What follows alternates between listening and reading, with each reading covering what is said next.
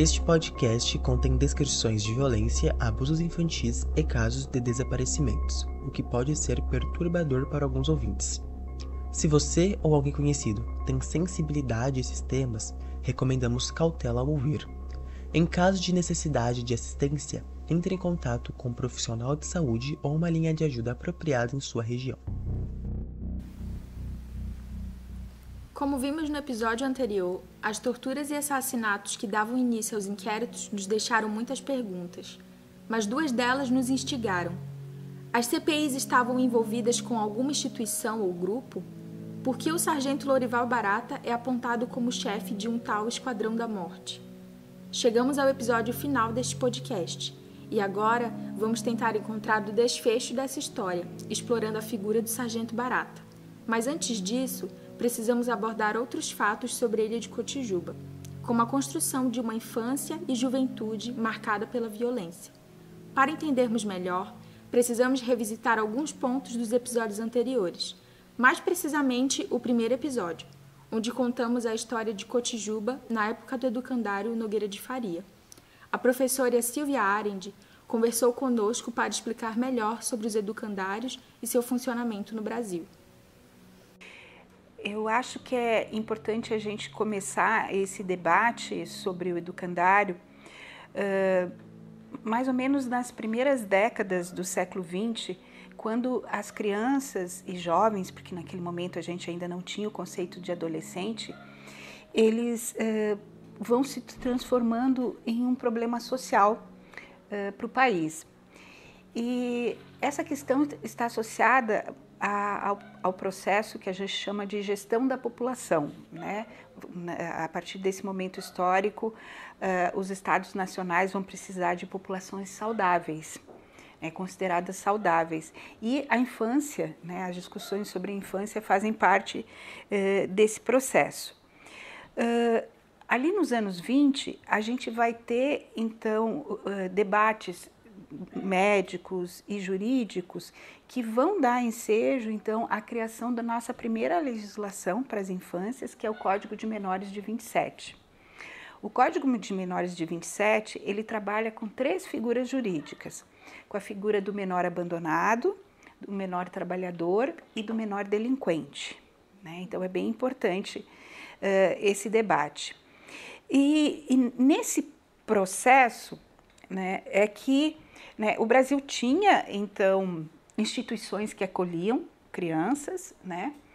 Mas a partir da emergência dessa legislação, que vai dar ensejo depois, então, à criação dos juizados de menores e de instituições, né, que vão acolher as crianças e adolescentes. Nesse momento histórico dessa construção dessa infância burguesa, o que acontece? A partir desse, ali, sobretudo dos anos 20, 30 e 40, vai ser considerado lugar da infância, das crianças, a escola. Só que uma parcela significativa dos filhos e filhas das famílias pobres, eles brincavam na rua, eles trabalhavam na rua, né, sobretudo no mundo urbano. E para essas autoridades, tanto policiais como judiciárias, essas crianças e jovens eram considerados, né, que estavam praticando vadiagem. Então, que eles deveriam ir para essas instituições, né, para serem educados, né, de uma forma, né, que se transformassem no futuro num bom trabalhador. Esses abrigos, esses educandários, eles se caracterizavam, né, por espaços de sociabilidades onde imperava a disciplina, uma disciplina extremamente rígida, né? Muitas vezes se tinha, então, violações de direito que nós chamaríamos hoje de violações de direitos humanos, né? Castigos, que a gente chama, né, os castigos imoderados, né? Então, isso tudo acontecia nessas instituições.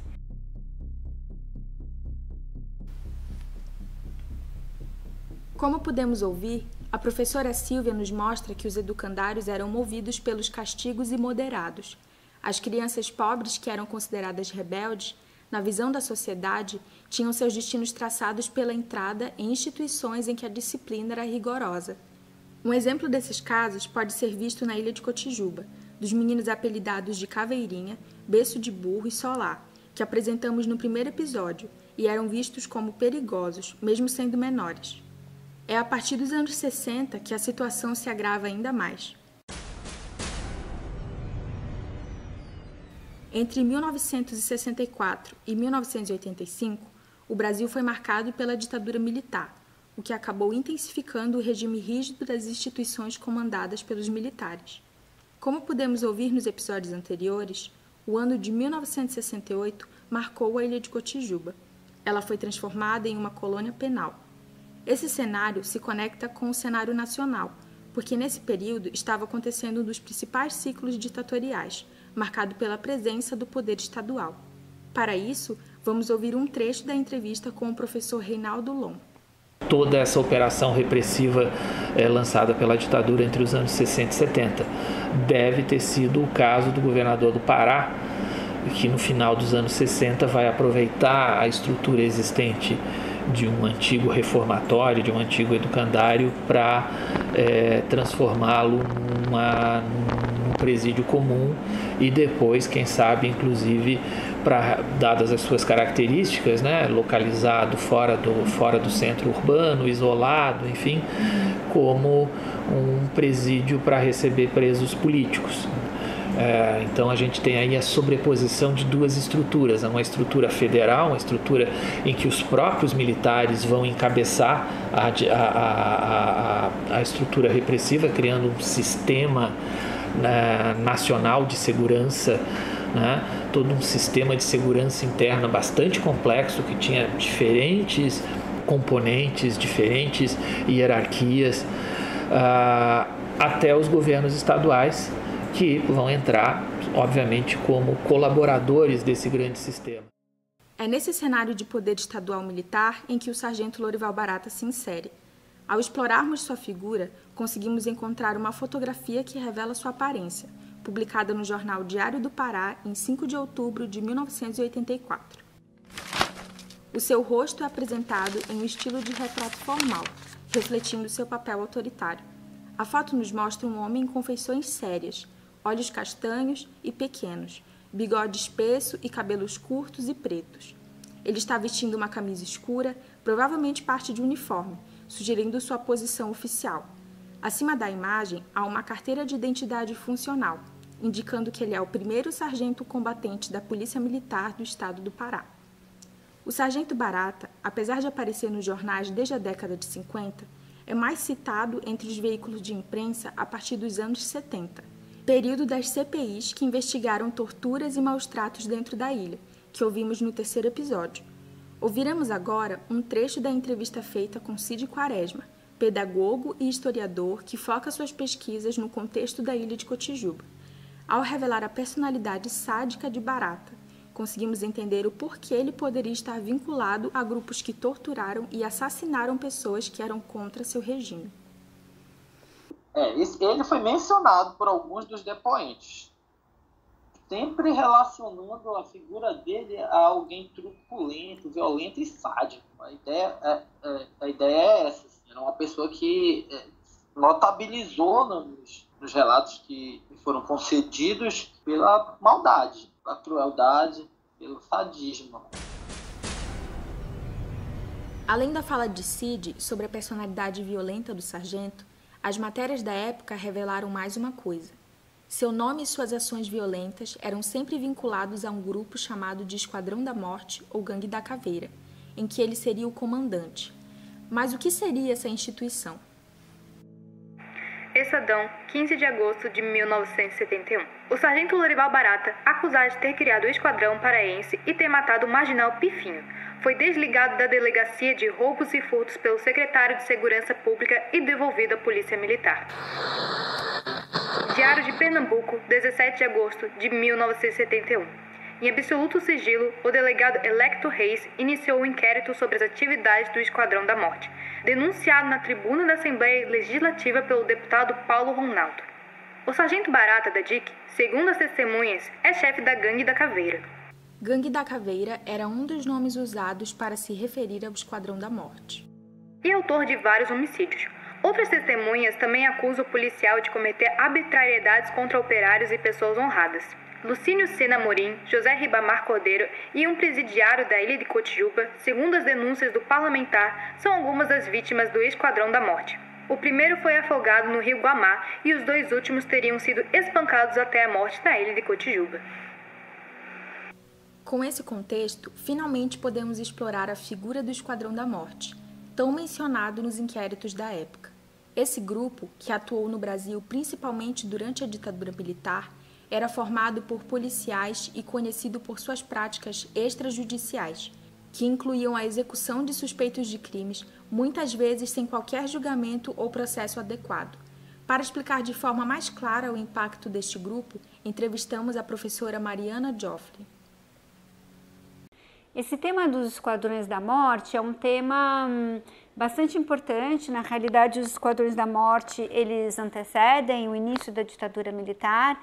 Eles surgem no finalzinho da década de 50, início da década de 60 e são constituídos, então, por esses policiais que se reuniam para, além do seu trabalho, digamos, né, do seu trabalho como policiais, para realizar assassinatos de suspeitos de realização de crimes comuns, né?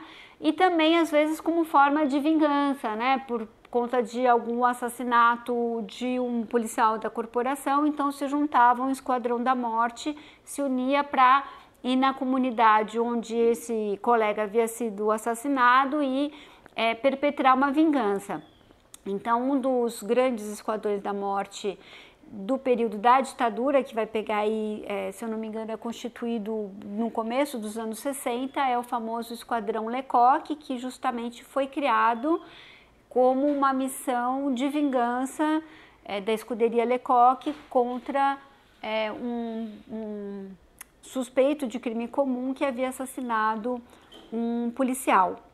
Eles vão proliferar durante a ditadura militar. A gente pode dizer que a ditadura trouxe um caldo de cultura bastante propício a esse tipo de prática dentro das polícias, por conta da impunidade e por conta também de uma mentalidade de segurança pública, que era uma mentalidade de assassinato de oponentes, né, e dessa noção de inimigo comum, e vai haver uma série de esquadrões da morte em diversos estados do país, São Paulo, Rio de Janeiro, Espírito Santo, Minas Gerais, e que depois seguiram funcionando dentro dessa lógica e, infelizmente, até hoje, em democracia, nós temos a atuação desse tipo de atuação policial que é completamente ilegal.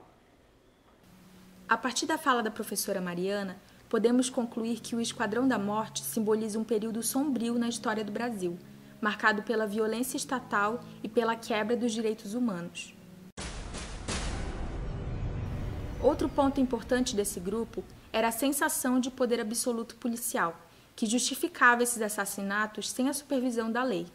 Para nos explicar mais sobre isso, convidamos o professor Rodrigo Pato Samota para uma entrevista.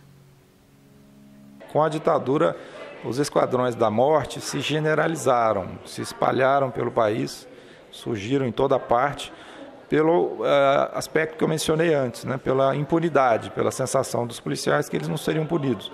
Então, muitos policiais se sentiram com poder para matar pessoas que eles achavam que eram pessoas descartáveis, criminosos, gente supostamente desajustada. Vários grupos de policiais, portanto, se juntaram para, fora do horário de trabalho, né, fora do expediente, matar pessoas. Então, os esquadrões da morte mataram muito no Brasil, né? Isso é uma conta muito difícil de fazer. A gente calcula muito a violência política, o número de presos, o número de torturados, o número de desaparecidos, assassinados, mas acho que ninguém fez a conta ainda de quantas pessoas foram assassinadas por esquadrões da morte, pessoas comuns, né? Um jovem que roubou uma padaria num bairro periférico qualquer, e o policial da região entendeu que tinha que matar aquele jovem, que não seria, né, que seria um criminoso irrecuperável. Foram milhares de pessoas assassinadas assim, né, pelo Brasil. Agora, com mais conhecimento sobre o que era o Esquadrão da Morte e como ele agia, podemos entender as acusações de que o sargento Lorival Barata fosse integrante ou até mesmo chefe deste grupo no estado do Pará, dado a sua conduta violenta tanto com os internos da prisão quanto com os moradores da ilha de Cotijuba. Apesar de várias vezes vinculado ao Esquadrão da Morte ou à Gangue da Caveira, como foi indicado nos jornais, Lorival Barata não foi oficialmente incriminado pela chefia desses grupos. Porém, as suspeitas de sua participação nos atos que foram atribuídos ao grupo do Esquadrão da Morte nunca foram totalmente apagadas.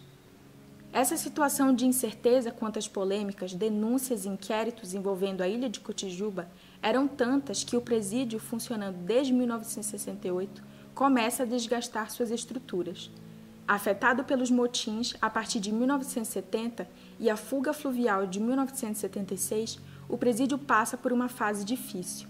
De acordo com o pesquisador Odimar Carvalho, autor da dissertação O Lugar e a Comunidade na Ilha de Cotijuba, Pará, o presídio de Cotijuba, para onde presos nenhum queria ir, foi rigorosamente investigado pelas autoridades governamentais e seu funcionamento foi questionado pela sociedade paraense, visto que, nesse momento, os jornais locais denunciavam as torturas que ainda aconteciam naquele local. Este e outros fatos levaram ao fechamento definitivo do presídio de Cotijuba, pelo governador Aloysio Chaves, em 1978.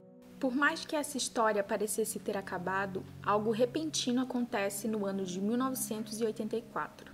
O Estado de São Paulo, 15 de outubro de 1984. O sargento reformado da PM Lorival Barata morreu numa emboscada armada por um grupo de poceiros no interior do Pará, quando viajava num Fusca acompanhado de outro sargento e de um cabo que também teria morrido. As causas da emboscada ainda não são conhecidas, mas sabe-se que eles pretendiam entregar uma intimação aos poceiros que estavam retirando madeira de uma reserva florestal. No mesmo dia, o jornal Província do Pará noticiou o atentado contra 3 sujeitos, sendo um deles o ex-investigador chamado Simval Alves Barros, o sargento reformado Armando Martins de Oliveira e o nosso já conhecido sargento Lorival Barata. A emboscada que resultou na morte do sargento Barata teve sua origem no crescente roubo de madeira, na área da fazenda Colatina, que pertence aos irmãos Breda. Um caminhão carregado de toras foi apreendido e o proprietário, conhecido por Chico Madeireiro, não gostou da medida tomada pelo sargento depois de morto. Como ouvimos, os jornais da época noticiaram a morte do sargento Lorival Barata, que marcou negativamente a história da ilha de Cotijuba. Esse acontecimento se relaciona com muitos fatores que vamos explicar agora.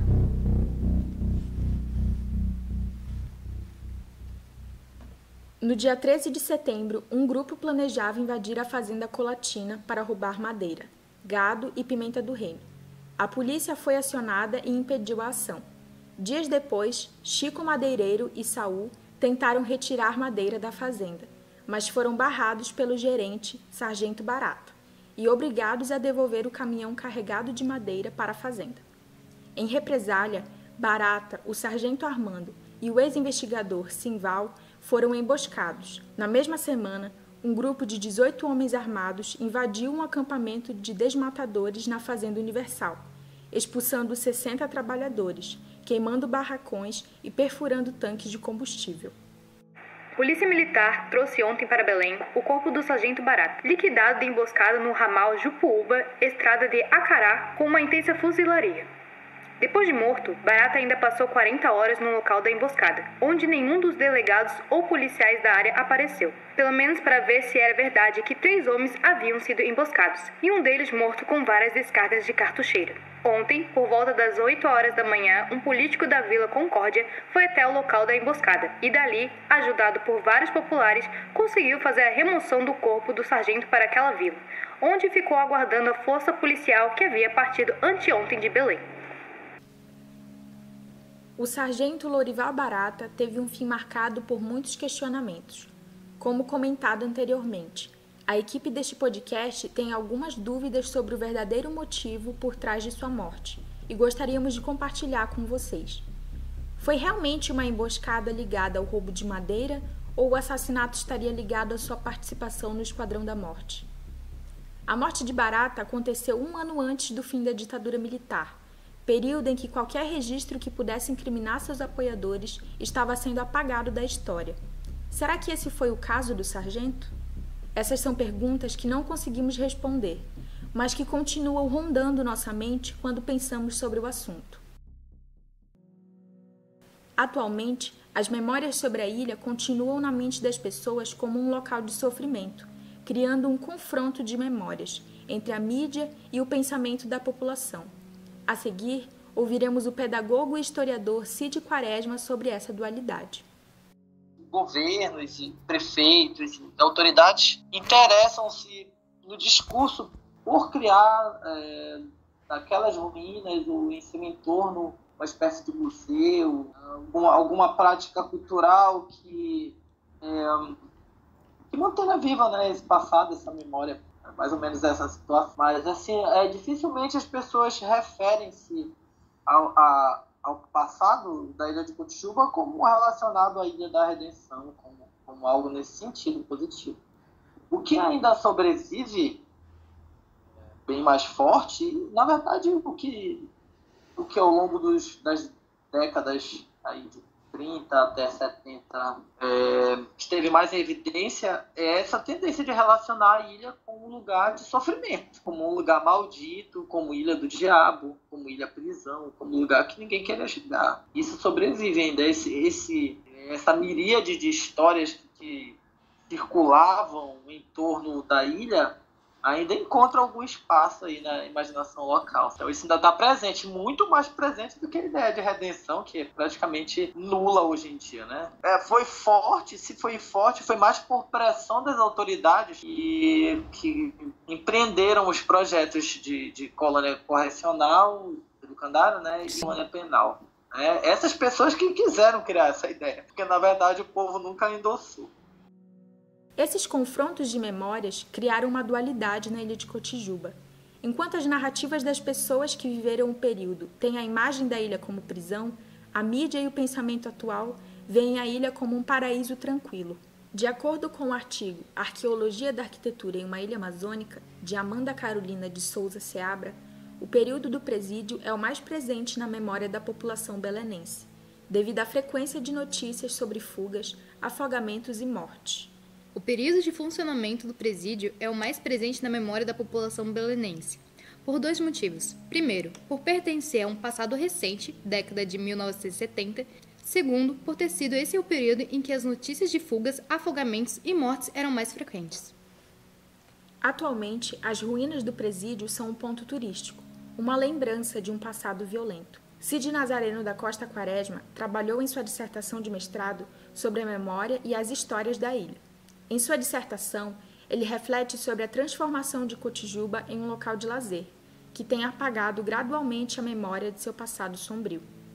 A transformação de Cotijuba em locus de lazer e curtição, desde a desinstalação das instituições em fins da década de 1970, tem feito a memória da Ilha do Diabo, outrora tão consistente, vir paulativamente perdendo o viço. Tal memória vai, sobretudo, esmaecendo quando vão deixando de existir testemunhos ou histórias que a propaguem, o que parece ser algo natural no fluxo das gerações. A Ilha do Diabo é um podcast produzido por historiadores em formação. Então, se você tem contribuições sobre as histórias da ilha, pode escrever para a gente no e-mail podcastilhadodiabo@gmail.com ou nas nossas redes sociais.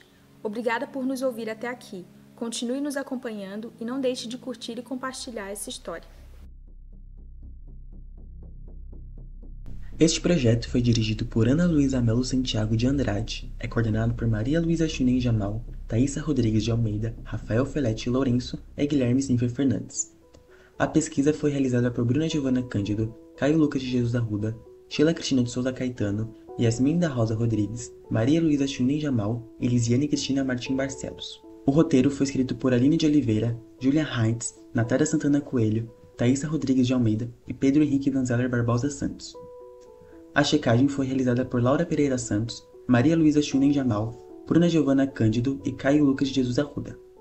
A gravação é de Rafael Felete Lourenço e Gustavo Lewandowski Pioner, e a edição também de Rafael Felete Lourenço, com Luiz Fernando da Costa Garcia e Felipe Soller. As vozes da narração são de Felipe Belletti Alexandre, Caroline Adão Rodrigues e Thaísa Rodrigues de Almeida. A equipe de marketing é composta por Regina da Luz Silva, Tanira Johanna Nunes, Tuane de Souza Machado e Yuri Campos. E a divulgação é responsabilidade de Meg Martins, Felipe Casanova da Silva, Anne Caroline Miranda e Guilherme Silvia Fernandes. Agradecimentos ao historiador Pedro Eurico Rodrigues e ao jornalista Cauê Marques, que avaliaram este projeto. Ao Vinícius Gomes, que administrou a oficina de gravação e edição de som para a equipe. Ao Departamento de História e ao Laboratório de Imagem e Som da UDESC, instituição sede deste projeto. Aos professores Rodrigo Pato Samota, Silvia Arendi, Reinaldo Lon, Mariana Joffli e Cid Nazaré da Costa Quaresma, que gentilmente aceitaram nos conceder entrevistas.